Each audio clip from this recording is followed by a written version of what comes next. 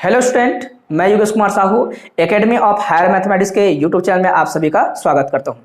प्यारे बच्चों, हम शुरुआत कर रहे हैं एमएससी मैथमेटिक्स फर्स्ट सेमेस्टर का वीडियो लेक्चर सीरीज, जो कि ऑनलाइन और ऑफलाइन दोनों प्रकार से है। जो बच्चे ऑनलाइन कोचिंग करना चाहते हैं या फिर जो है दूरस्थ इलाके से आते हैं, उनके लिए जो है ये बहुत कारगर होगा हमारा ये वीडियो लेक्चर सीरीज।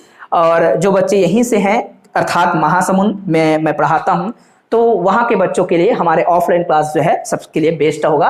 तो बच्चों, अभी मैंने जो है इसके पहले जो वीडियो में समझाया, मैंने सब्जेक्ट को समझाया था क्या क्या सब्जेक्ट है करके। हमने डिस्क्रीट मैथमेटिक्स को चुना है आगे बढ़ने के लिए। डिस्क्रीट मैथमेटिक्स क्यों चुना है? क्योंकि वो बहुत ही सरल सब्जेक्ट है और बच्चों को मोटिवेटेड रखता है। अगर ये कंप्लीट हो गया फिर आगे बढ़ेंगे, तब तक जो है हमारी अंग्रेजी अच्छी हो जाती है। अगर हम किसी कठिन से स्टार्ट कर दिए, कठिन कहने का ये अर्थ है इनकी तुलना में ये थोड़ी सी ज्यादा समय मांगता है ना। और सब्जेक्ट बोलेंगे तो और थोड़ा समय ये सब चीज लेते हैं, तो बच्चों को क्या है तकलीफ होती है। उनको लगता है कि गणित बहुत कठिन है, हम जो है एमएससी नहीं कर पाएंगे, बीएससी तक ही ठीक था ऐसा करके। जबकि बीएससी और एमएससी में कोई अंतर नहीं, वही सब्जेक्ट होंगी, वही प्रश्न होंगे, वैसे ही होगा, बस तरीका अलग हो जाएगा पढ़ने का, है ना। थोड़ा सा अंग्रेजी का प्रयोग करेंगे, लेकिन जानते हो जो ज्ञान होता है बच्चों, मैथमेटिकल नॉलेज हो चाहे फिजिकल नॉलेज हो, ज्ञान का कोई खास भाषा नहीं होता। भाषा केवल और केवल क्या होता है, आपका एक संप्रेषण का या फिर प्रसार का, ज्ञान के प्रसार का माध्यम मात्र है ना। तो देखिएगा, समझिएगा, तो डिस्क्रीट मैथमेटिक्स को हमें पढ़ना है। तो या कि कोई भी मैथमेटिक्स पढ़ो, पहला आपका जो वो आता है, कोई टॉपिक आता है या फिर बेसिक कॉन्सेप्ट आएगा, वो क्या आएगा, सेट का आएगा, सेट थ्योरी का आएगा, है ना। तो हम यहाँ पर सेट न लिखकर क्या लिखे, सेट थ्योरी हमारा टॉपिक होगा, क्योंकि हम जो है बेसिक स्टार्ट कर रहे हैं। बेसिक पहले कंप्लीट करेंगे फटाफट, उसके बाद हम क्या करेंगे डिस्क्रीट मैथमेटिक्स के वहां पर जो भी सिलेबस के हिस्से हैं वहां पर पहुंच जाएंगे, है ना। जो बच्चे सेट थ्योरी जानते हैं अच्छी बात है, नहीं जानते वो देख सकते हैं, वीडियो को अच्छे से समझ सकते हैं। तो सेट थ्योरी में सेट क्या है ये हर विद्यार्थी को पता होना चाहिए। आई होप कि जो बच्चे हमें देख रहे हैं उनको पता है, अब बहुत सारे बच्चे जो है नहीं पता है, तो वो जो है एक बार उसको खंगाले और समझे। तो हम थोड़ा शॉर्टकट में समझेंगे इन चीजों को। मैं सारे परिभाषाओं को लिख रहा हूं ऐसा नहीं कहूंगा, परिभाषा आप अपने अनुसार से भी लिख सकते हो। एक्चुअल में सेट क्या होता है students, a collection of well defined object. तो एक कलेक्शन जो होगा वेल डिफाइंड ऑब्जेक्ट्स का या फिर डिस्टिंक्ट ऑब्जेक्ट का, उसी को हम क्या कहेंगे बच्चों, उसी को हम क्या कह देंगे, सेट कहेंगे। कोई प्रॉब्लम नहीं है। फॉर एग्जांपल कोई भी आप ले सकते हो। अच्छा, इसका वो देखें, इसका रिप्रेजेंटेशन देखें, है ना। तो इसको कैसे रिप्रेजेंट करते हैं, अंग्रेजी वर्णमाला के बड़े अक्षरों द्वारा। ये जैसे कि ए हो गया, कभी एन हो गया, है ना। नेचुरल नंबर के लिए आप जानते हो इस प्रकार से एन का प्रयोग करते हैं। कहीं पे आपको क्या नजर आएगा, कहीं पे सेट बी बोल देगा, कहीं पे एक्स बोल देगा। तो ये रिप्रेजेंटेशन है, और या फिर उसका प्रदर्शन के रूप है, तरीके हैं, दर्शाने के तरीके हैं, है ना। दर्शाने की विधि नहीं बोला। अगर रिप्रेजेंटेशन मेथड बोलूंगा बच्चों, तो रिप्रेजेंटेशन मेथड कितने होते हैं, मेथड। तो ये जो मेथड है बच्चों, इसमें जो है आपका तीन मेथड बोल सकते हो, मुख्यतः दो बोलते हैं। एक होगा आपका क्या, रोस्टर मेथड, रोस्टर, ऐसा ही है, ठीक है, कोई दिक्कत नहीं। पहला मेथड है रोस्टर। रोस्टर मेथड में क्या करते हैं, रोस्टर मेथड में बच्चों जो आपका कोई सेट होगा उसके अंदर के एलिमेंट को हम क्या लिखते हैं, इस प्रकार से, जैसे कि लिख दिया हमने ए comma B comma C comma D, या फिर ऐसा लिख देते हैं 1 2 3 4, ऐसा ये चलता रहता है, कोई दिक्कत नहीं।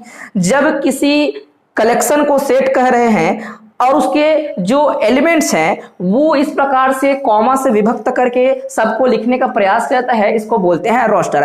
और एक होता है क्या आपका सेट बिल्डर मेथड। क्या होता है आपका, सेट बिल्डर मेथड।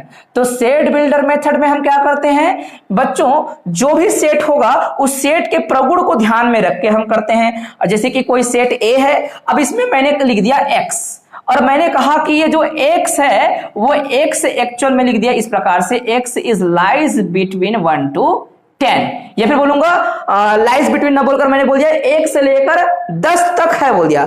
अगर मैं इसको इक्वल टू को हटा दिया तो लाइज बिटवीन, इनके बीच में है बोलूंगा, इसके बीच में नहीं, यहां से यहां तक है। अब यहां पर एक शब्द और लिखना पड़ेगा, ये अपूर्ण है। x is natural number, x is natural number, ऐसा, क्योंकि आगे हमें गणित में जो सेट बिल्डर है उसका प्रयोग बहुत ज्यादा करना है। बहुत जगह पे जो सेट लिखा रहेगा वो ऐसा नहीं लिखा रहेगा, डाटा ऐसा नहीं दिया रहेगा।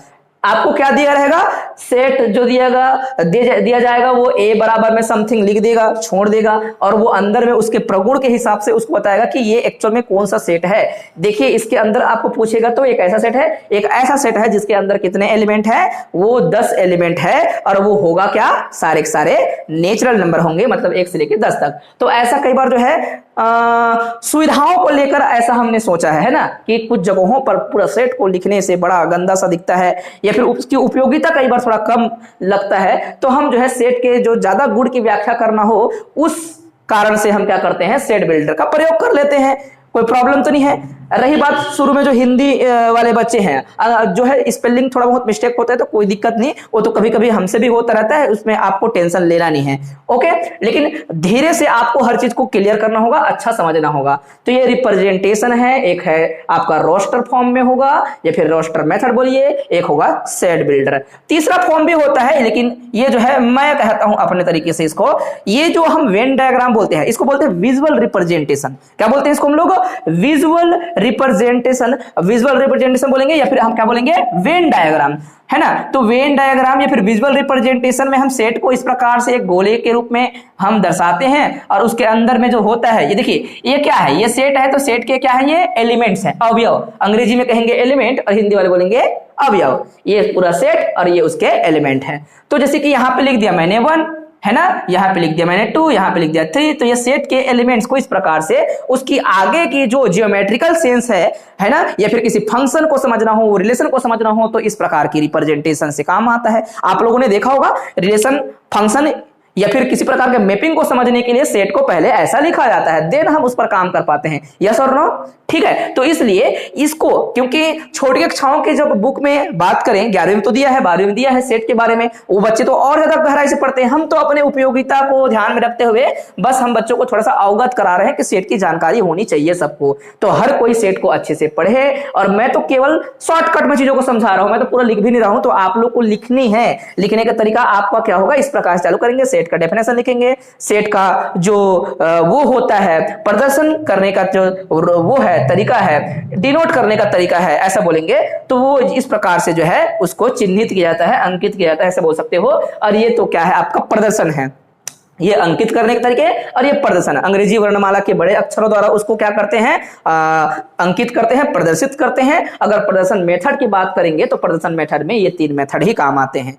इसको क्या कहते हैं बोलेंगे, तो ये बोलेंगे मेंबर, अवयव, जो भी बोलना चाहें, है ना, जो भी है, मेंबर बोलेंगे, एलिमेंट बोलेंगे, ये सब चीज है। और देखिएगा अगर हम अल्फाबेट की बात करेंगे तो अंग्रेजी के बड़े अक्षर हमेशा सेट को रिप्रेजेंट करेंगे। हो सकते हैं कि कभी कभी ऐसा छोटू दिया हो ABCD X करके, तो अगर सेट थ्योरी में ऐसा लिख दिया और कह दिया कि ए सेट है और एक्स क्या है, मतलब उसका मेंबर है, तो अक्सर आप देखेंगे कि अवयवों को अंग्रेजी वर्णमाला के छोटे जो है अक्षरों द्वारा उसको प्रदर्शित किया जाएगा, और जो बड़े जो अक्षर हैं वो हमेशा सेट के रूप में प्रयोग किए जाते हैं। तो ये तो सामान्य जानकारी था, हर विद्यार्थी को पता होना चाहिए था। तो हमारा जो पहला क्लास है केवल और केवल आपको कंफर्टेबल करने के लिए जो है ये क्लास दिया जा रहा है। ना तो मैं सिलेबस पर अभी हावी हुआ हूं, ना किसी प्रकार से कॉन्सेप्ट पर हावी हूं। जैसे कि मैं सेट थ्योरी को और अच्छे से पढ़ा सकता हूं, हो सकता है वीडियो में अलग अलग वीडियो में यूट्यूब में बहुत अच्छे तरीके से समझाया होगा, तो 11वीं 12वीं के लिए उतनी ज्यादा जरूरी है समझने के लिए। आप लोग को पता था, आप लोग को मोटिवेट किया जा रहा है कि आप और इस पर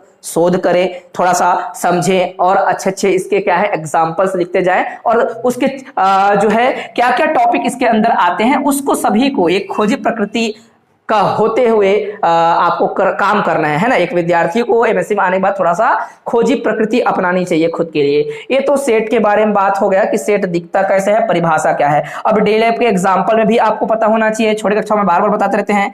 हमने बोला है कि collection of well defined object ही क्या कहलाते हैं, सेट कहलाते हैं। मतलब आपका एग्जाम्पल में, जैसे भी आपने तो अभी एग्जाम्पल दिया भी नहीं है, एग्जाम्पल अगर कोई पूछे तो एग्जाम्पल बहुत सारे दे सकते हो। जैसे कि नेचुरल नंबर बिल्कुल सेट है, क्योंकि दुनिया के हर किसी के लिए नेचुरल नंबर जो है, जैसे 1 कहूंगा तो 1 उसका मेंबर हर किसी के लिए है, चाहे हम इंडिया वालों के लिए हो, चाहे रशियन के लिए, चाहे हम छत्तीसगढ़िया के लिए हो, चाहे ओडिया के लिए हो, एक है, मतलब सुपरिभाषित है। तो ये जो ये समुच्चय है ना, सॉरी, या फिर ये कलेक्शन है इन नंबरों का, ये हमेशा क्या कहलाएगा, एक सेट कहलाएगा। और हम बचपन से बोल भी रहे हैं, प्राकृत संख्या का समुच्चय बोला करते थे, तो ये तो गणित में दिखता है। और अपने डेली लाइफ में अगर इसको हम लोग जोड़ के देखें तो और डेली लाइफ में और क्या क्या एग्जांपल, क्योंकि और अच्छे से समझना है तो जैसे कि एक कक्षा ले लिए एमएससी, तो एमएससी में हमने विद्यार्थियों को चुन लिया और ये इसको सेट ही कह दिया, कुछ नाम दे देते हैं, इसी को मैं कह देता हूं M1, और M1 में कुछ विद्यार्थियों की संख्या है, उनको कह दिया हम लोगों ने X, है ना। जो भी कहा हमने, एक्स कहा या फिर किसी प्रकार से जैसा भी उसको हमने नामकरण किया हो एक्स करके, तो या फिर x1 x2 x3 जो भी आप कहना चाहें ये सब चीज कह सकते हो, किसी को कोई आपत्ति नहीं है। तो ये विद्यार्थी है, ये भी विद्यार्थी है, ये विद्यार्थियों का कलेक्शन क्या कहलाता है, कक्षा से। तो जो कक्षा होगा एमएससी का वो अपने आप में क्या होगा बच्चों, एक सेट होगा।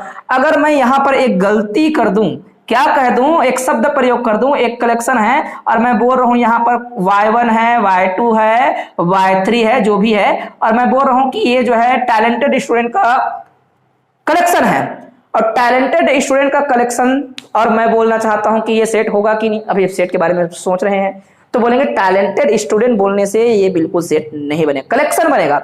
जैसे करली ब्रैकेट बनेगा, कलेक्शन है, सेट नहीं बोलेंगे। सेट तभी होता है ये करली ब्रैकेट, मतलब कलेक्शन के लिए हमेशा इस ब्रैकेट का प्रयोग किया जाता है, बच्चों याद रखेंगे। और ये जो है ये किसके लिए प्रयोग किया जाता है, ये जो है टपल, युग्म, है ना, जैसे कि 2 है तो युग्म, 3 है तो ट्रिपलेट, है ना, त्रिक बोलते हैं। तो त्रिक में ऐसा नहीं होता, ऐसा लिखा रहता है x, y, z। आपको पता है 3D में हम जो है इस प्रकार से रिप्रेजेंटेशन देते हैं बिंदुओं को।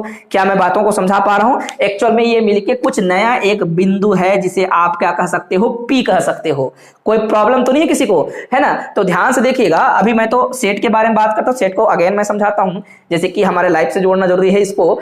एमएससी का बच्चा जितने भी थे वो हर किसी के लिए वो विद्यार्थी था, विद्यार्थी है, चाहे वो किसी के लिए हो, मेरे लिए हो, या फिर जो है कोई संस्कृत का टीचर हो, चाहे वो अन्य सब्जेक्ट का टीचर हो, विद्यार्थी विद्यार्थी है। दुनिया के हर एक इंसान के लिए विद्यार्थी विद्यार्थी होता है। सुपरिभाषित का ये अर्थ होता है, जो यूनिवर्सल ट्रूथ होते हैं ना बच्चों, जो पूरी तरीके से हर किसी की दृष्टि से एक जैसा हो, वही क्या है आपका वेल डिफाइंड। वेल डिफाइंड का ये मतलब होता है। तो एक शब्द बार बार बोलते थे वेल डिफाइंड करके, तो वेल डिफाइंड हो गया। यहां पर मैंने गलत दिखा दिया, collection of well defined object, मैं परिभाषा में जो है इसको लिखना भूल गया, तो आप लोग लिख देना, क्योंकि लिखते लिखते जो है थोड़ा बहुत ऐसा मिस्टेक करते करते हो जाता है। A collection of well defined object is called a set, कोई प्रॉब्लम नहीं है, ठीक है। A collection of well defined object is called a set. तो यहां पर वेल डिफाइंड हुआ, मतलब ये सेट होगा।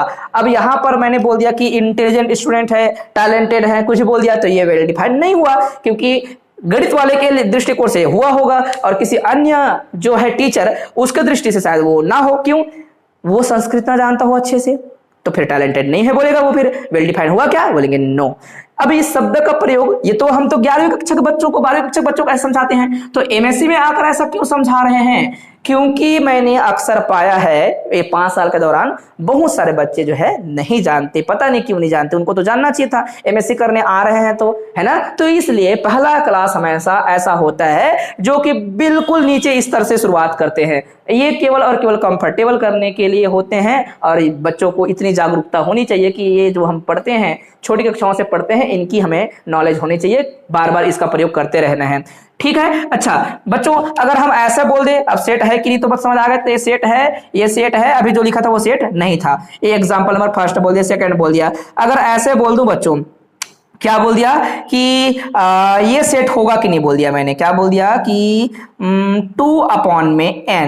2/n, और यहां पर मैंने बोला n belongs to natural number, और इसको मैंने इस प्रकार से लिख दिया, सेट होगा कि नहीं? बोलेंगे सर सेट है। क्यों सेट है भाई? क्योंकि जब कोई चीजें जो आपने यहां पे रखना चालू किया, एक कलेक्शन बनाया, वो खुद एक सेट से आ रहा है जो कि नेचुरल नंबर है, और ये ऊपर वाला भी क्या है, सेट से आ रहा है। मतलब ये दोनों का रेशियो जो होगा, है ना, वो भी क्या होगा, वेल डिफाइंड होगा ही होगा, 100% होगा, मतलब ये भी सेट है ना। ऐसे अगर हम कोई एग्जांपल ऐसे उठा लो जो एकदम उटपुटान सा लगे, और मैंने कह दिया कि ऐसा लिख दिया कुछ खास प्रकार से, मैं बोल दिया n+1, अब ये कलेक्शन बोल दिया, n+1 इज ऑलवेज, मैंने क्या बोल दिया, ऑलवेज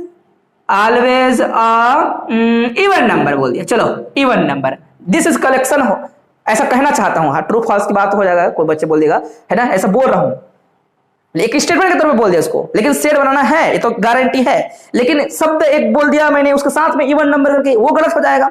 क्यों गलत हो जाएगा?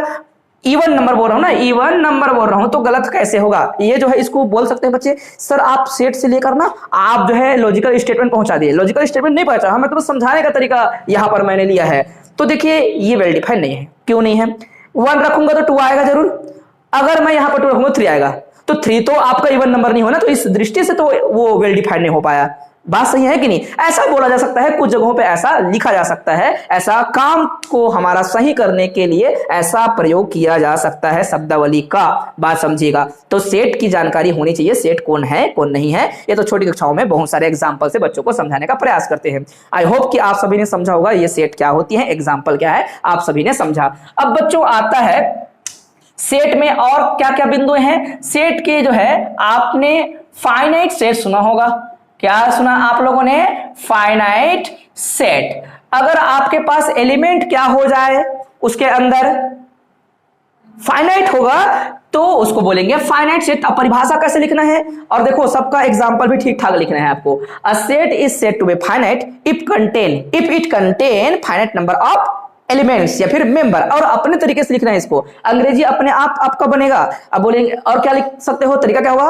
अ सेट ए, देखो लिखने का तरीका, अ सेट ए बोल दिया आपने, अ सेट है ना, ये वाला अ है, या फिर आप यहां पर एक्स बोल दीजिए, अ सेट एक्स है ना, a set x is called finite set if x contain finite number of element, या फिर एक्स के पास बोलेंगे if x has finite member, उसके पास क्या होना चाहिए? एक्स के पास फाइनाइट नंबर होना चाहिए। अब इसको आप कहेंगे कि गुरुजी ने गलत पढ़ाया, नहीं हो सकता है कि किसी आपने कहीं पीडीएफ पढ़ लिया, कहीं बुक पढ़ लिया, अलग अलग जगह पे अलग लिखा है, तो इससे आपकी अंग्रेजी अपने आप इंप्रूव होती है। आपको जो ठीक लगता है वैसे लिखेंगे। तो जिन सेट पर फाइनाइट नंबर ऑफ एलिमेंट होंगी उन सेट को हम क्या कहेंगे बच्चों?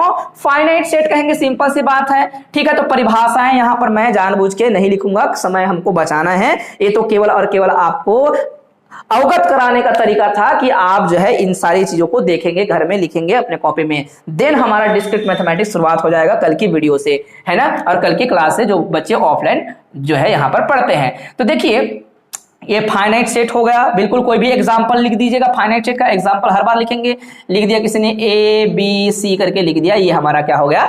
बस एग्जांपल। कुछ भी जो मन लगे वो एग्जांपल दे दो बच्चों। अब आता है इनफाइनाइट सेट। इनफाइनाइट सेट क्या होगा? जो फाइनाइट नहीं होगा वही क्या है बच्चों?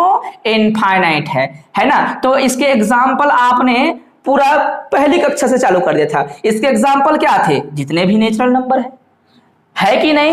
ये नेचुरल नंबर इनफाइनाइट सेट है बच्चों। नेचुरल नंबर का सेट क्या है? इनफाइनाइट सेट है। रियल नंबर का सेट क्या है? इनफाइनाइट सेट है। इसी का प्रयोग कर रहे हैं। इनको हम लोग यूनिवर्सल सेट कहते हैं, याद रखिएगा। क्या बोलते हैं हिंदी में? सार्वत्रिक समुच्चय या फिर सार्वभौमिक समुच्चय बोलते हैं, है ना, सार्वत्रिक समुच्चय। और क्या हो सकता है? और कुछ भी लिख सकते हो, कॉम्प्लेक्स नंबर लिख सकते हो, इंटीजर बोलेगा बच्चों, इंटीजर बोलेगा तो भी क्या है? ये सारे सारे इनफाइनाइट एलिमेंट्स को रखते हैं। चलिए एक एग्जांपल, ये तो सबको एक पे रख दिया। ऐसा भी तो हो सकता है कि हमने क्या कह दिया, ये आपका फाइनाइट सेट है या इनफाइनाइट सेट। मैंने लिखा यहां पर एन स्क्वायर, और N square N belongs to क्या? Natural number. ये सेट फाइनाइट है या इनफाइनाइट? बोलेंगे गुरुजी 100% इनफाइनाइट होगा। अगर कोई मेंबर यहां से नेचुरल नंबर से आया, अब इसका हरकतें भी देखा हमने, ये आपका सेट बिल्डर में लिखा गया और इसने कोई और पाबंदी बीच में लगाया नहीं और कह दिया कि जो भी एन है वो नेचुरल नंबर से आ रहा है, बिना कंडीशन के आपको ऐसा बोल दे तो सारा सेट इनफाइनाइट सेट ही होंगे। बात क्लियर है कि नहीं? कुछ भी लिख दिया, एक्स लिख देता बेटा, एक्स स्क्वायर बोल देता, इनफाइनाइट है। ये बातें समझ आ रही है कि नहीं? अगर इस सेट को मैं बोलूं, क्या बोल दूं? ऐसा बोल दूं कि हमने कहा कि x, और x बिलोंग करता है बच्चों कहां पर? वो 0 से लेकर 1 पर, और मैंने कोई खास कंडीशन नहीं लिखा। और लेकिन बगल में एक चीज और बोल दिया, यहां पर x जो है वो कुछ भी रियल नंबर हो सकता है, ऐसा बोल दिया। बताइए सेट अनंत है, इनफाइनाइट सेट है कि नहीं? बोलेंगे यस सर, इनफाइनाइट सेट है। कैसे? 0 से 1 के बीच में x जो है अनंत x है, अनंत प्रकार के आपके रियल नंबर है। 1/1000, 1/2, 1/3, 1/4, वो तो 1 है ही नहीं ना तो 0 नहीं है। इसका मतलब ये अपने आप में इनफाइनाइट सेट है। ये बेसिक जानकारियां हैं, हर बच्चों को ये सब चीज पता होना चाहिए।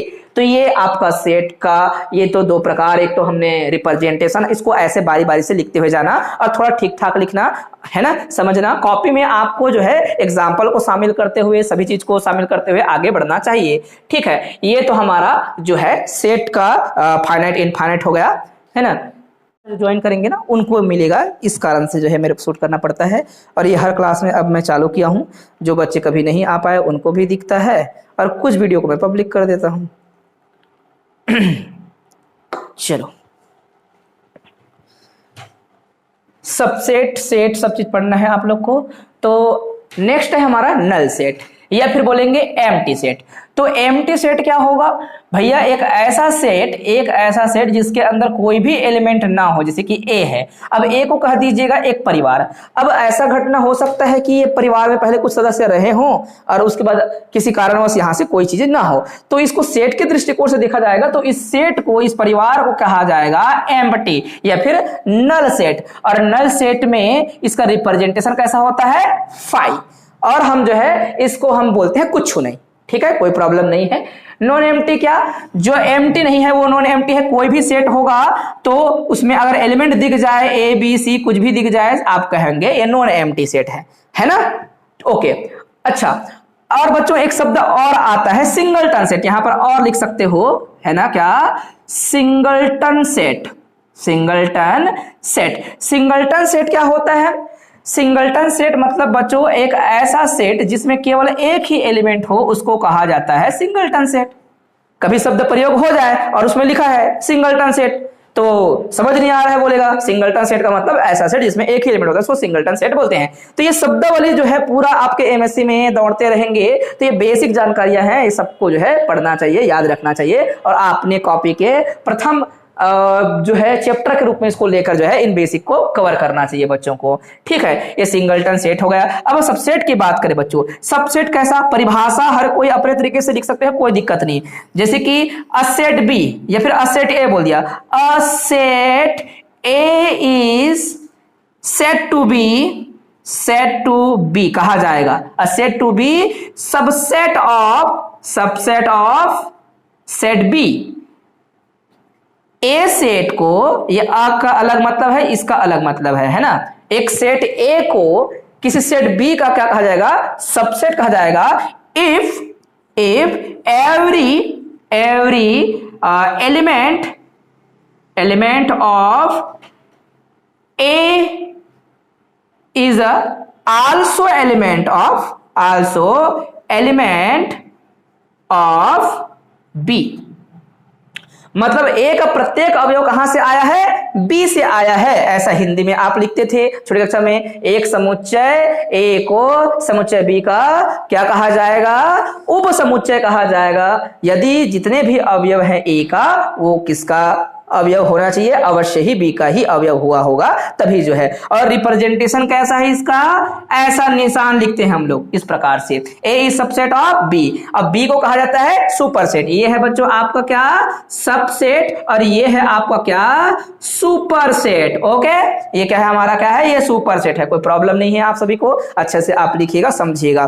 तो अब सबसेट तो समझ आ गया, अब सबसेट का एग्जांपल भी समझिएगा कैसे कैसे निकलता है। जैसे कि ये आपका सेट ए बोला, अब ए को मैंने कहा ए और बी, ठीक है। अब मैंने बी को कहा, सपोज दैट बी को पहले लिया गया होगा ए बी सी, तो देखेंगे आपका ये जो है, या फिर मैं इसको ए बी कहीं पे भी कुछ भी लिख सकता हूं, आपको टेंशन लेना नहीं है। तो ये आपका देखते ही बोलेंगे ए जो है कहां से निकला है, बी से निकला हुआ है, ठीक है। चलो ये हम सबसेट निकालने की बात करते हैं। तो सबसेट की संख्या, नंबर ऑफ, यहां पर दूसरा बिंदु और डाल देता हूं, total number of subset of any set, है ना, एनी सेट। देखिए इन बिंदुओं को मैं अपने अनुसार से लिख रहा हूं, ऐसा मत बोलना कि अरे पुस्तक में ऐसा कुछ दिया नहीं है, क्या क्या आप पढ़ा रहे हैं सर करके। ये केवल बेसिक जानकारियां हैं जो पता होना चाहिए। किसी सेट के अंदर सबसेटों की संख्या कितनी हो सकती है, ये हमें प्राप्त करनी है। तो जैसे कि एक सेट देखिएगा, मैं बोल रहा हूं इसका फार्मूला होगा, अगर नंबर ऑफ सबसेट बोलेंगे, मान लो उसको एन कह रहे हो या फिर और कुछ कह रहे हो, इस संख्या को आप नाम दे दीजिएगा एम। तो टोटल नंबर ऑफ सबसेट जो होगी 2 की पावर क्या होगी, एन होगी। 2 की पावर क्या होगी। अब एन क्या है, एक शब्द और आएगा बच्चों यहां पर, कार्डिनलिटी। क्या आएगा? कार्डिनलिटी,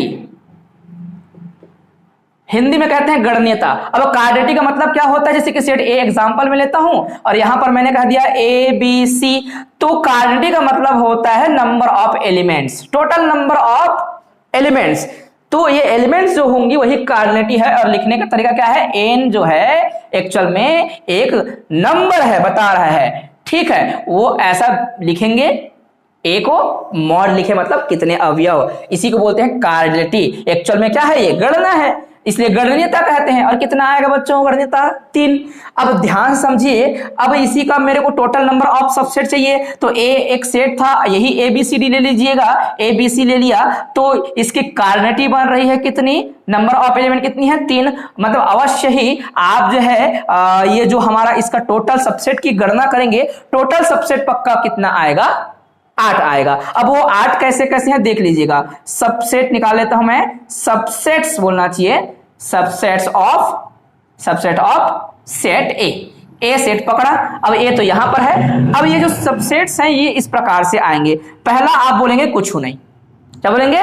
कुछ नहीं। अभी यहां पर मैंने कोई ब्रैकेट वगैरह कुछ लगाया नहीं, मैं यहां शुरुआत कर रहा हूं, मैं बोल रहा हूं 5 आएगा, पहला कुछ नहीं, फिर क्या आएगा? ये पहला सबसेट है।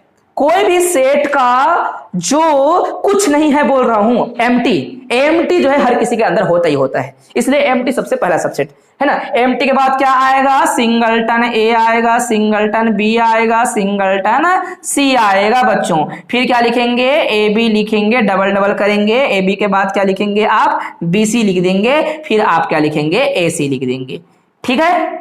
डबल डबल हो गया। इससे अधिक और डबल बना सकते हो क्या? कई बच्चे ये बोल सकता है सर ए बी की जगह बी ए लिख सकते हैं क्या? बोलेंगे वही, एक परिवार में या फिर एक जो है खास प्रकार के ग्रुप बनाया, उसमें राम साम या फिर साम और राम ग्रुप, तो वही कहलाएगा। फिर आगे पीछे करने से फर्क नहीं पड़ता और नहीं लिखना ऐसा, एक बार लिख दिया मतलब बात खत्म हो गया। सेट वही है, बी ए बोलूंगा तो भी वही है। तो कभी भी सेट को हम डबल टिबल नहीं रिप्रेजेंट करते, एक ही बार लिखा जाता है। इसलिए यहां पर हम परिभाषा में बोलते हैं ना, collection of well defined, sorry यहां पर हमने परिभाषा लिखा था उसको मिटा दिया है कि डिस्टिंक्ट एलिमेंट का कलेक्शन ही क्या होता है? आपका सेट होता है। वो तो आपने बताया था। तो डिस्टिंक्ट एलिमेंट मतलब ये डिस्टिंक्ट थे और ये किसी भी तरीके से देखेंगे तो डिस्टिंक्ट वही एलिमेंट ही रिपीट होगी, तो आपको कोई इधर उधर करने की जरूरत नहीं है, यही सेट है वो, है ना। बी ए या फिर ए बी एक ही है, ये कुछ भी नहीं। फिर सिंगल सिंगल सिंगल, फिर डबल डबल, इससे अधिक और डबल बनेगा नहीं, तो अंत में क्या आएगा? फिर आप ट्रिपल वाला करेंगे, ए बी सी, या फिर इसी को कह देंगे एक लाइन में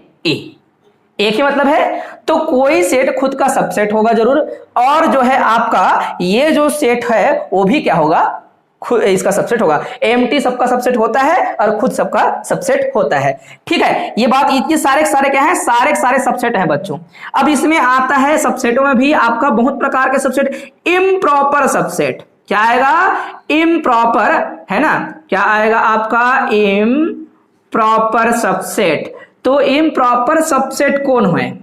तो ये जो हमने कहा ना, ये आपका जो फाई होता है, फाई और ए, इन्हीं को कहा जाता है इम्प्रॉपर सबसेट, तुच्छ उप समुच्चय, ठीक है। या फिर बोलेंगे वाइड, इसको तो वाइड बोलते हैं, नल सेट या फिर वाइड सेट, जिसे वाइड कर सकते हो, अवॉइड नहीं वाइड करना है आपको, ठीक है। अब देखिएगा प्रॉपर सबसेट, ये ऐसा शब्द इस्तेमाल करते हैं इसलिए ऐसा बोला जा रहा है। प्रॉपर सबसेट क्या होता है बच्चों? तो प्रॉपर सबसेट जो इम्प्रॉपर नहीं है, प्रॉपर सबसेट, कोई पूछ दे प्रॉपर सबसेट लिखा भी रहता है, तो प्रॉपर सबसेट मतलब क्या? ना तो फाइव होगा ना तो ए होगा, उसके बाद जो भी होंगे वो सारे प्रॉपर सबसेट है। ये जो जितने भी है हमारे पास, ये सब के सब क्या है?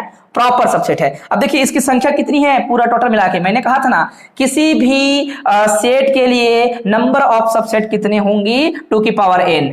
यहाँ पर 2 की पावर n के कारण से ही 8 बना हुआ है, क्योंकि 2 तो 2 है, n कितना आया था आपका? 3 आया था, इसलिए जो है 8 सबसेट नजर आए। बात क्लियर है ना? ये सब बेसिक जानकारियां हैं, ओके। अच्छा, तो प्रॉपर सबसेट कौन है? बोलेंगे ये है, ये है, ये है। और लिखने का तरीका भी ऐसा है, अगर किसी को आप बी बोल रहे हो, चलो इसको मैं पूरा सेट को बी नाम दे रहा हूं, या फिर और कुछ नाम दे रहा हूं, या फिर एक्स नाम देते हैं, या फिर कुछ और नाम देते हैं, चलो इसको हम बोलते हैं पी नाम देते हैं। तो कोई भी सेट होगा, सबसेट होगा, इस ए का, इसमें हम ये निशान नहीं लगाएंगे। ऐसा कहने से जनरल कोई भी सबसेट 5 से लेकर कुछ भी होगा, इसको हम लोग ऐसे बोलते हैं, या तो छोटा होगा या फिर बराबर होगा, और छोटा में कितना छोटा? 5, इतना छोटा, और बराबर में कितना, ए के खुद के बराबर हो सकता है पी। तो ये ओनली सबसेट बोलने का तरीका है। तो और प्रॉपर सबसेट में क्या लिखा जाएगा, ये निशान नहीं होगा बच्चों, ना ये पी जो है फाई नहीं होगा। बात क्लियर है। प्रॉपर सबसेट किसे कहा जाएगा बोलेगा, वो तो फाई नहीं होना चाहिए ना ए ही नहीं होना चाहिए। और निशान ऐसा होता है, ये प्रॉपर सबसेट का निशान और ये निशान बच्चों आपका सबसेट का निशान। कोई समस्या किसी को समझने में, ठीक है, ओके। तो ये सबसेट की बात हो गई, कार्डिनलिटी की बात हो गई। मेरे ख्याल से आप सभी ने सबसेट और कार्डिनलिटी भी अच्छे से समझ लिया, इसमें तो किसी को कोई समस्या नहीं होगा। अच्छा, एक शब्द और यहीं आएगा, वो आएगा बच्चों पावर सेट। क्या आएगा, पावर सेट। अब देखिएगा, ये मेरा जो है इंट्रोडक्शन क्लास है, इसलिए जो है ना तो मैं हैंड राइटिंग पे ध्यान दे रहा हूं, ना जो है उसके जो है स्पेलिंग पे ध्यान दे रहा हूं, बस आपको फटाफट बता रहा हूं लिखना है करके, है ना। जैसे ही मेरा प्रॉपर क्लास स्टार्ट होगा तो मैं सिस्टमेटिक ढंग से आपको लिखकर समझाऊंगा चीजों को, ना उसमें स्पेलिंग मिस्टेक करूंगा, ना जो है कचड़ पचड़ लिखूंगा। आपको तो बस समझना था, इसलिए जो है मैं इस क्लास को इस तरीके से निपटा रहा हूं। तो देखिएगा, पावर सेट किसे कहते हैं, लिखने का तरीका क्या होता है, सामने में ऐसा पी लिखेंगे और अंदर में क्या लिखेंगे, ए है तो ए को लिखेंगे। तो जितने भी आपके सबसेट हैं उन सबसेटों का बड़ा सेट बना दें। हर सेट अपने आप में वेल डिफाइन होता है कि नहीं, बोलेंगे यस सर। सेट, हर सेट अपने आप में वेल डिफाइन होता है, मेंबर वेल डिफाइन है इसलिए सेट वेल डिफाइन है। तो सबसेटों का ही एक नया बड़ा सेट को पावर सेट कहा जाता है। मतलब इसके लिए फाई ए, ये अब क्या कहलाएंगे, पावर सेट के मेंबर। सबसेट जो है मेंबर होते हैं, और इन सबसेट का जो बड़ा सेट बनाया जाएगा, कलेक्शन बनाया जाएगा, उन्हीं कलेक्शन को ही क्या कहा जाता है बच्चों, पावर सेट कहा जाता है। हिंदी में क्या कहते हैं हम लोग, घात समुच्चय कहते हैं। आई होप कि आप लोगों को मेरी बातें समझ आ रही होंगी। बात क्लियर है। इसी प्रकार से ये जब सारे एक साथ मिल जाए और इसको सेट की तरह लिया जाए तो इसी को हम कह देते हैं घात समुच्चय, पावर सेट। बातें क्लियर हुई, कोई समस्या तो नहीं है, ओके। अब पावर सेट पर अब कार्डिनलिटी और इनका संबंध बताते हैं। एक्चुअल में जो हम सेट थ्योरी पढ़ रहे हैं, जॉर्ज केंटर ने इसका कॉन्सेप्ट शुरुआत किया था। अगर वो नहीं होते तो हम गणित में बहुत पीछे हो जाते, बहुत सारी चीजों को ना तो हम कभी रिलेशन समझते, ना तो हम क्या समझते हैं, फंक्शन समझते, ना आज तक हम यहां पर विकास कर पाते इतना। जब गणित का विकास नहीं होगा तो विज्ञान के जो और पहलू हैं वो उनका विकास संभव नहीं है। इसी से सब चीज बना हुआ है, इस बात को आपको महसूस करना होगा। हालांकि फिजिक्स जो है हमसे अलग कई लोग मान लेते हैं, बिल्कुल अलग नहीं है। इसी से तो जो है, अगर गणित नहीं आता बच्चों तो फिजिक्स आता ही नहीं हो पाता, है ना। भौतिकी की जानकारी के लिए गणितीय अध्ययन बहुत जरूरी है, उनके कॉन्सेप्ट बहुत जरूरी है, क्योंकि भौतिकी ठीक है अपनी जगह, परंतु उसके मैथमेटिकल जो उसकी एक्सप्लेनेशन देना होगा तो गणित ही कर सकता है ये काम, है ना। तो बात समझिएगा, इसलिए हमारा विकास के लिए महत्वपूर्ण हमारा गणित था, है ना। तो पहला कौन थे, जॉर्ज केंटर। और जॉर्ज केंटर ने ही सेट थ्योरी का क्या दिया था, वो दिया था, कॉन्सेप्ट दिया था। तो केंटर भाई साहब ने एक और शब्द कहा था, है ना, उसको बोलते हैं केंटर थ्योरम। केंटर थ्योरम क्या कहता है, आप लोगों को अगर बीएससी पढ़े हो तो थोड़ा बहुत याद भी होगा। केंटर ये कहते हैं कोई सेट की कार्डिनलिटी उसकी पावर सेट की कार्डिनलिटी से कभी बड़ा जो है ना बड़ा नहीं हो सकता, बराबर और छोटा हो सकता है। जैसे कि पावर सेट ऑफ ए, ये इसकी कार्डिनलिटी बराबर हो सकती है ना, या फिर बड़ा होगी, ये वाला इधर वाला। कभी जो खुद सेट है उसकी कार्डिनलिटी बड़ी नहीं होगी। देखिए अब मैं इसकी कार्डिनलिटी निकालूंगा बच्चों, इसकी कार्डिनलिटी कितनी है बताइए, क्या होगी कार्डिनलिटी। एक्चुअल में कार्डिनलिटी नंबर ऑफ सबसेट की कार्डिनलिटी होगी इसकी। पावर सेट में कितने सबसेट, जितने सबसेट वही कार्डिनलिटी है। तो इसके बराबर तो आप ध्यान से देखेंगे तो एक टोटल कितने बनता है, आपको पूछे भी तो power set P of X की कार्डिनलिटी ही क्या है, 2 की पावर n होती है। बातें क्लियर है।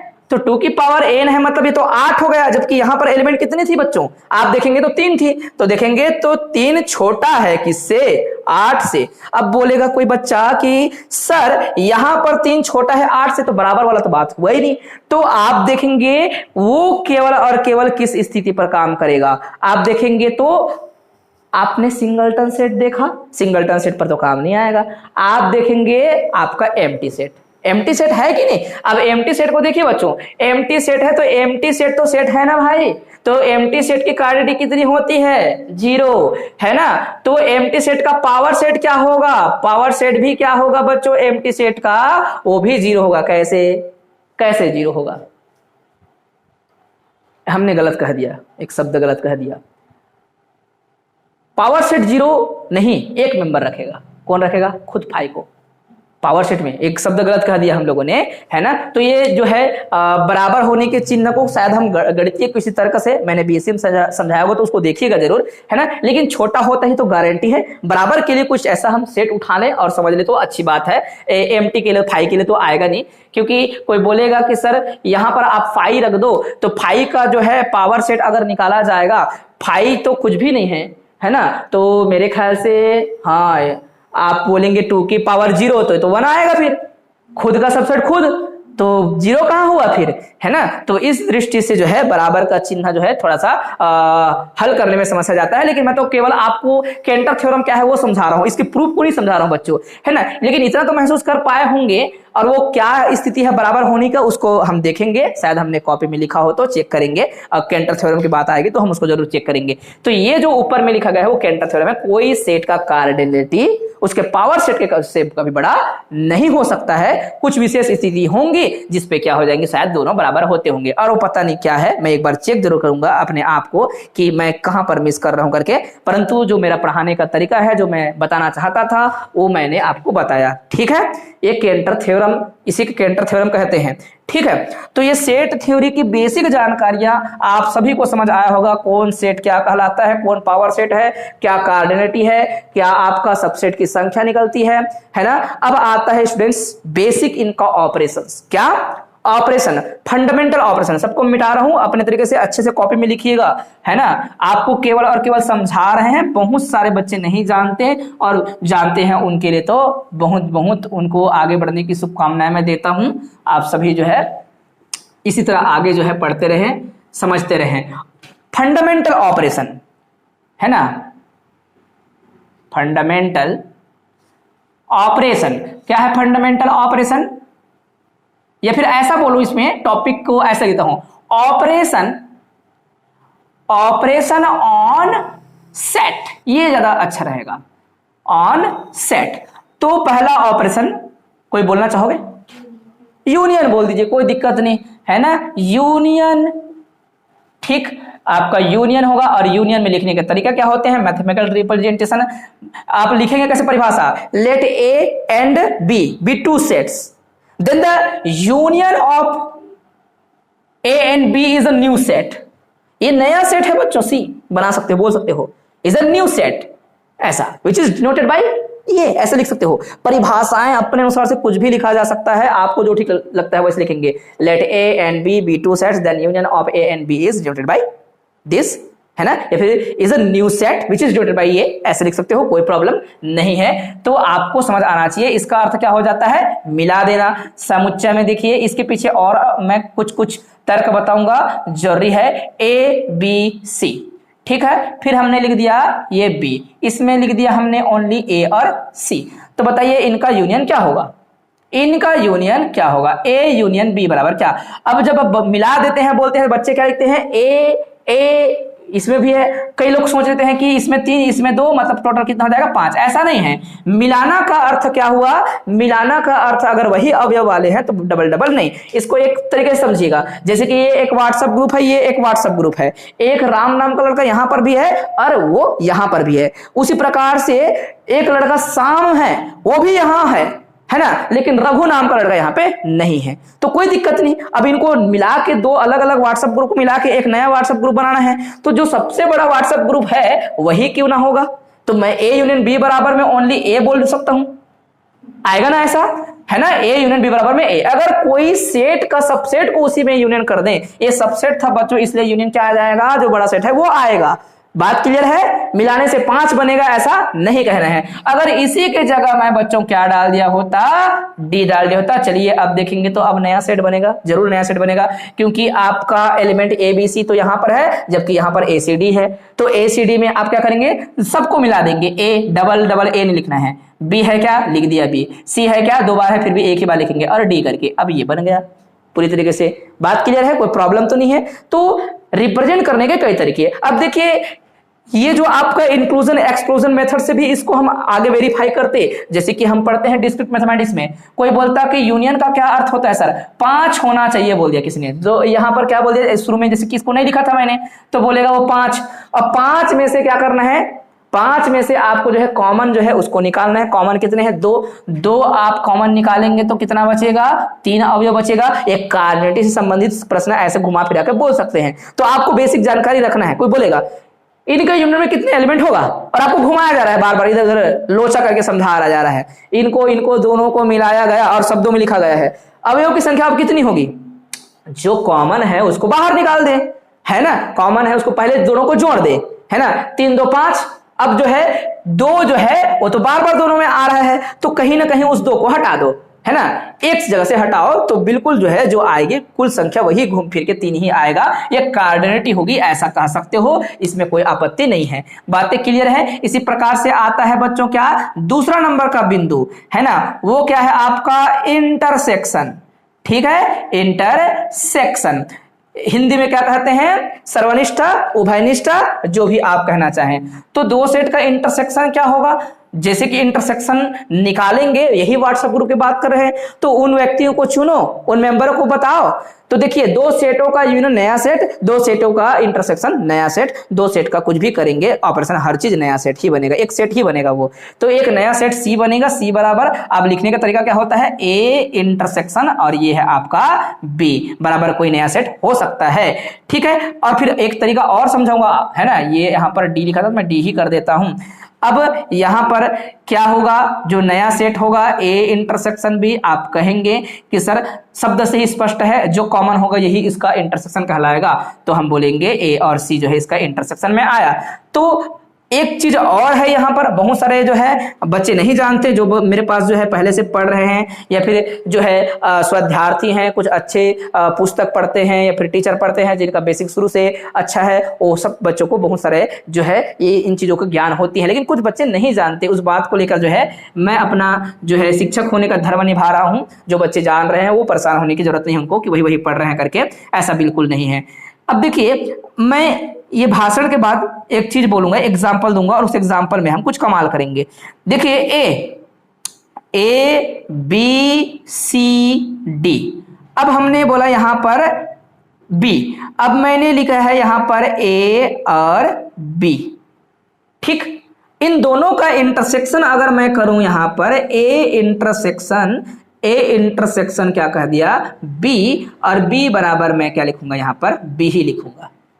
ये काम आएगा जब कोई, ये किस कारण से ऐसा हो पाया? बोलेंगे अगर कोई सेट है और उसका सबसेट है, तो जब इन दोनों का इंटरसेक्शन करेंगे तो हमेशा क्या बनता है? सबसेट। क्यों? क्योंकि सबसेट ही उसके अंदर है, उसी को कॉमन निकाल के बाहर कर दो आप, सिंपल सी बात है। तो यहाँ ये सारी चीजें टोपोलॉजी पे काम आएंगी, हमारे डिस्क्रीट मैथमेटिक्स पे काम आएंगी। तो कई लोग जो है नहीं समझते, क्योंकि इन लॉजिकों का प्रयोग करना है। अगर ये है बच्चों दिस इंप्लाइज दैट दिस, क्योंकि जाकर हमें ऐसे गणितीय प्रश्न ना बनाकर हमको लॉजिकल क्वेश्चन बनाने होंगे, वहां पर हमारे तर्क काम आएंगे। तो तर्क आपके मजबूत करने होंगे। इस दृष्टि से जो है मैं आप सभी को समझाना चाहता हूं। आई होप कि मेरे लक्ष्य को आप समझ पाए होंगे। बात क्लियर है? ओके, तो देखिए अगर ऐसा हरकत है तो ये बिल्कुल इसको इंप्लाइज करेगा। ओके, हो सकता है कहीं भविष्य में इसकी जरूरत पड़ जाए तो हम इसको इस्तेमाल करें, कभी इसकी इस्तेमाल करें। तो ऐसा इंटरसेक्शन से प्रॉपर्टी आ रही है कुछ, तो हमें पता होना चाहिए, हाँ या ना? कोई समस्या तो नहीं है? ठीक है, अगर ऐसा होता है कोई सबसेट है तो उसी के अंदर से आएगा। अन्यथा एक चीज और जानिएगा, कभी भी हम ऐसा करें ए यूनियन बी करें तो ए यूनियन बी हमेशा क्या होता है स्टूडेंट्स? उनके कंपोनेंट का सुपरसेट होता है। ए यूनियन बी हमेशा क्या होगा? सुपरसेट होगा। किनका? ए से भी बड़ा होगा हमेशा वो, और बी से भी बड़ा, या फिर बराबर हो सकता है। क्या हो सकता है? बराबर हो सकता है। जैसे कि ए यूनियन बी आप बार बार जो है लिखे हैं उसी को देख लो, है ना। ये आपका सेट है। देखिए सेट ए इसका सबसेट है कि नहीं? है। सेट बी इसका सबसेट है कि नहीं? मतलब ये सुपर सेट है। अगर आप एग्जांपल में बराबर का बात कर लिए, बराबर में क्या हो सकता था? बराबर में आप एसी को ले लिए होते, एसी, तो एसी को अगर मैं इंटरसेक्शन करूंगा तो किसके बराबर होगा? ये डी नहीं आता, बराबर में ए ही आता है कि नहीं? इसलिए यहां बराबर शब्द का भी प्रयोग किया गया है। मैं जो है एग्जांपल में जो है इसमें जैसे चीजों को बढ़ा देता, इसमें कम कर देता, शायद इसको सुपर सेट बना के रखा होता। तो इस कारण से इन चीजों को समझना था कि यूनियन हमेशा बड़ी की ओर इशारा करती है, और बराबर कब होगा? जब इसमें से कोई एक सुपर सेट रहा होगा तो होगा। अगर बी सुपर सेट है तो बी बराबर हो जाएगा ए यूनियन के, ए सुपर सेट रहेगा तो ए बराबर हो जाएगा इसका। इसी प्रकार से इंटरसेक्शन में देखिएगा, तर्क पैदा होते हैं, इंटरसेक्शन में तर्क ये पैदा होता है। तो एक तर्क तो ये यूनियन से संबंधित हो गया, और दूसरा तर्क देखिए ध्यान से, तो हम देखेंगे कि जो भी हमारा कंपोनेंट सेट्स हैं वो हमेशा क्या होती हैं बच्चों, वो सुपर सेट होने की संभावना होती है उनके इंटरसेक्शन की तुलना में। जस्ट उल्टा। कैसे पता चला ये बात? जैसे कि एग्जांपल में आप ध्यान से देखिएगा, एक एग्जांपल लेते हैं तो छोटा होगा या फिर बराबर होगा। जैसे कि यहां पर देखो इंटरसेक्शन के, तो जो छोटा है वह सेट क्या हो गया, इंटरसेक्शन में आया, तो या तो बराबर हो जाएगा, बोलेंगे कि इसका बराबर हो रहा है, लेकिन दूसरा सेट क्या आ रहा है, उसका सुपर सेट आ रहा है। इसकी तुलना में, इस पूरे की तुलना में ये सुपर सेट है कि नहीं बच्चों, ये सबसेट हो गया, मतलब इंटरसेक्शन क्या आ गया, सबसेट हो रहा है। जबकि जो कंपोनेंट ए है वो क्या हो रहा है, उसका सुपर सेट हो रहा है। ये बात क्लियर है? अगर कोई भी एग्जांपल आप ऐसे उठाते हैं, कुछ भी एग्जांपल उठाते हैं, चलिए एग्जांपल हम ऐसे उठा लेते हैं, ए बराबर में कुछ भी ले लिया मैंने, ए बराबर में क्या ले लिया, ए बी सी और डी ले लिया, और यहां पर मैंने बी बराबर क्या ले लिया, मैंने ये डी ई एफ ले लिया, कुछ भी ले लिया, क्या फर्क पड़ता है? मैं इंटरसेक्शन जैसे ही करूंगा इन दोनों का, तो ए इंटरसेक्शन बी बराबर क्या आएगा बच्चों, जो दोनों में कॉमन होगा वही इस इंटरसेक्शन में आएगा। ऐसा डी नहीं लिखना, डी नहीं है भैया, ऐसा है, ब्रैकेट लगाना नहीं भूलेंगे आप लोग। तो देखेंगे ये इंटरसेक्शन है, ये तो इससे छोटा ही आ रहा है, क्योंकि ये जो है सबसेट है, इसी के अंदर से पैदा हुआ है, ये इसके अंदर से भी पैदा हुआ है, सबसेट है। तो आपका कौन सुपर सेट बना बच्चों, यहां पर देखेंगे इस एग्जांपल के लिए, तो ए सुपर सेट बन गया, जबकि ए इंटरसेक्शन बी क्या बन गया, उसका सबसेट बन गया। बराबर होने की संभावना कब होती, बराबर होने की संभावना कब होती, इसमें से कोई एक क्या रहता, सबसेट रहता, इसी के अंदर से पैदा हुआ होता, तो जरूर बराबर होता। कैसे जरूर बराबर होता, कहने का क्या अर्थ है, जैसे कि मैं क्या लिख दिया हूं, ए बी सी लिख दिया, और यहां पर ए बी सी डी लिख देता, तो ए बराबर उसका इंटरसेक्शन आया था, सिंपल सी बात है, जहां पे ये हमने बात किया था। इसी प्रकार से बी को देखो, तो बी भी आपका सुपर सेट हो गया, ये बी है और ये उसका सबसेट हो जाएगा, जो कि डी है, ए इंटरसेक्शन में क्या, बी। अगर इसको आप कॉपी में नहीं लिख पाते तो सिंबॉलिक फॉर्म में लिख के जो है नोट करके छोड़ दिए रहो, कोई दिक्कत नहीं है। इन सभी जो जानकारियां हैं वो हर विद्यार्थियों को पता होना चाहिए, अगर नहीं पता होगा तो फिर हम गड़बड़ में फंस जाएंगे। यस और नो, कोई प्रॉब्लम है, किसी को प्रॉब्लम नहीं होना चाहिए बच्चों, इन बातों को आपको अच्छे से समझना था। तो ये जो है एक और आता है हमारा, आप सभी ने इसको अगर लिखा होगा तो ठीक है, नोट किया होगा तो ठीक है, या फिर दिमाग में रखेंगे तो भी ठीक है। आता है स्टूडेंट्स इसके बाद तीसरा ऑपरेशन, अभी तो और ऑपरेशन आएंगे है ना, बहुत सारे ऑपरेशन है हमारे पास, ठीक है। तीसरा ऑपरेशन क्या है आपका, वो है स्टूडेंट्स कॉम्प्लीमेंट। क्या है आपका, कॉम्प्लीमेंट। कॉम्प्लीमेंट, तो कॉम्प्लीमेंट क्या होता है बच्चों, कॉम्प्लीमेंट क्या होता है, इसको हिंदी में कहते हैं हम लोग क्या, पूरक समुच्चय, पूरक सेट। तो जैसे कि इसके लिए एक सेट होना बहुत जरूरी है, उसका सबसेट होना बहुत जरूरी है, या फिर कहेंगे यूनिवर्सल सेट होना बहुत जरूरी है। जैसे ए पहले से ज्ञात सेट है, या फिर मैं एक्स बोलता हूं, एक्स मेरा ज्ञात सेट है, इसके अंदर A B C D E इस प्रकार से कुछ है, इसका सबसेट है बच्चों ए, और ए बराबर मैंने क्या लिख दिया है, वो है आपका ए बी सी लिख दिया, ठीक है। तो पूरा सेट ए के अंदर, ए जो है किसके अंदर से पैदा हुआ है ना, यूनिवर्सल सेट। चलो आप लोग अच्छा पढ़ते हो, अच्छा ही पढ़ना हमेशा है ना।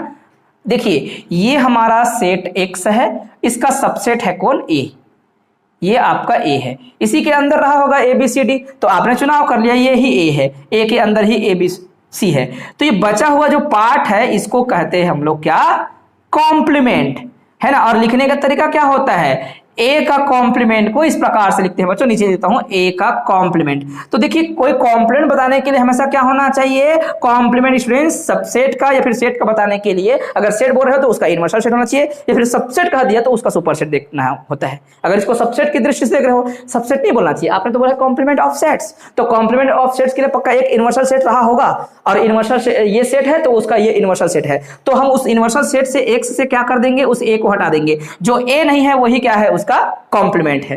बात क्लियर है। तो आप देखिए ए कॉम्प्लीमेंट जो आपने सेट बोला वो नया सेट है, और उस नया सेट में क्या नहीं होगा, ए बी सी नहीं होगा, बचा हुआ पार्ट होगा, वो क्या हो जाएगा, डी ई हो जाएगा। यही क्या है, पूरक समुच्चय है इस समुच्चय का, बस। तो आगे चलकर शब्दावली प्रयोग करना है, जानते हर कोई है, ठीक है, लेकिन शब्दावली आपके पास होना चाहिए, उत्तर देना है। आपके शिक्षक अगर आपको कक्षा में खड़े कर दिए और कक्षा में खड़ा कर दिया, आप उसको अच्छे से बता नहीं पाए एमएससी के स्टूडेंट्स, तो फिर अच्छा नहीं लगता है ना। और जो मैं पढ़ा रहा हूं, मैं नहीं बोलूंगा कि यहां पर मैंने 100% सब चीज को शामिल कर लिया ना, मैंने बिल्कुल भी नहीं। मैं तो बस ऊपर से चल रहा हूं और फटाफट आपको समझाते हुए आगे बढ़ रहा हूं, है ना। ये तो खुद 2-3 दिन का लेक्चर चालू बना सकते हैं अगर सेट को पढ़ाएं, तो ऐसा बिल्कुल नहीं करना है। अपना जिम्मेदारी बच्चों को खूब समझनी है और ज्यादा से ज्यादा आप इनसे संबंधित जानकारी हासिल करते रहो, ठीक है। तो ये कॉम्प्लीमेंट ऑफ सेट है।